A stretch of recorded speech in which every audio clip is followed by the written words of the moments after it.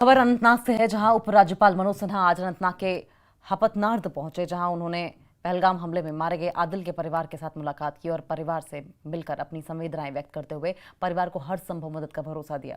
LG ने कहा कि हम इस कठिन समय में शहीद के परिवार के साथ खड़े हैं, उनकी कुर्बानी को कभी भुलाया नहीं जाएगा।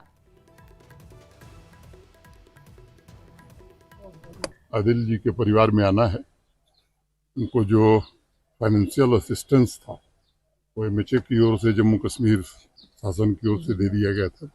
देश भर की अनेक राज्य सरकारों ने इस परिवार ने जो इस आदिल जो बहादुरी दिखाई उसकी सहायता की है। आज उनकी पत्नी को अस्थायी नौकरी परमानेंट जॉब जो है यहीं अनंतनाग में फिशरीज डिपार्टमेंट में दिया गया है। मैं समझता हूँ कि एक इनके लिए प्रशासन का ग्रेटिट्यूड है जो उनको दिया गया है।